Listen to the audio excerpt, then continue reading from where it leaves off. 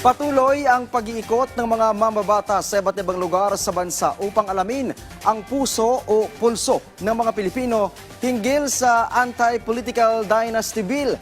Isa lang ang panukalang ito sa mga prioridad ni Pangulong Ferdinand R. Marcos Jr. na maipasa. Yan ang ulat ni Vel Custodio. Nagsagawa ng nationwide public consultation ng House Committee on Suffrage and Electoral Reforms para sa anti-political dynasty measures. Bahagi ang anti-political dynasty sa mga priority bills ng Legislative Executive Development Advisory Council o LEDAC sa ilalim na administrasyon ni Pangulong Ferdinand R. Marcos Jr. May 24 na bersyon ng anti-political dynasty bill. Masinsinang pinagdidiskusyonan ng komite dito ay ang sasaklawing degree of consanguinity and affinity. Kaya naman tumungo ang House Committee on Suffrage and Electoral Reforms sa Luzon, Visayas at Mindanao para kunin ang pananaw at sentimiento ng mga Pilipino patungkol dito.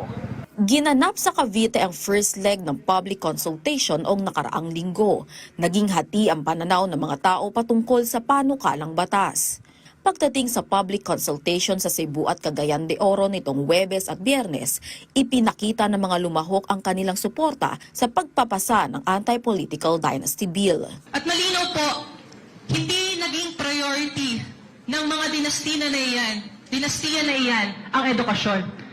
Sa halip na mapunta ang budget sa paaralan, guro at estudyante, ang pondo ay nare-redirect sa mga pork barrel projects.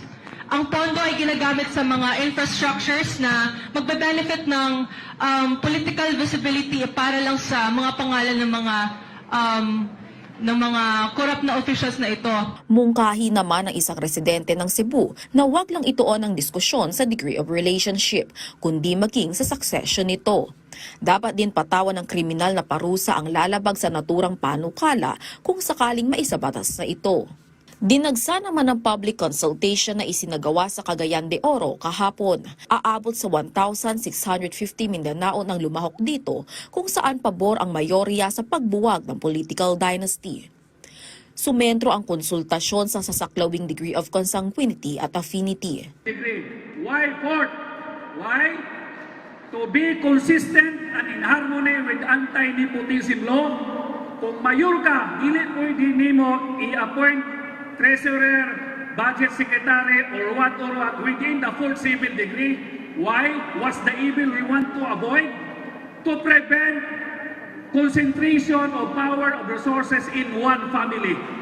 Bagamat pabor ang karamihan na pagbawalang tumakbo ng sabay sa politikal na posisyon ang hanggang 4th degree of consanguinity o mga magkakamag-anak hanggang sa pinsan, grandnephew o niece at great-aunt o uncle, binibigyang konsiderasyon ni Committee Chairperson Zia Alonto Adyong na saklawin lamang nito ang hanggang sa 2nd degree of consanguinity o pagbabawal sa pagtakbo ng sabay hanggang sa apo, lola, lolo at mga kapatid.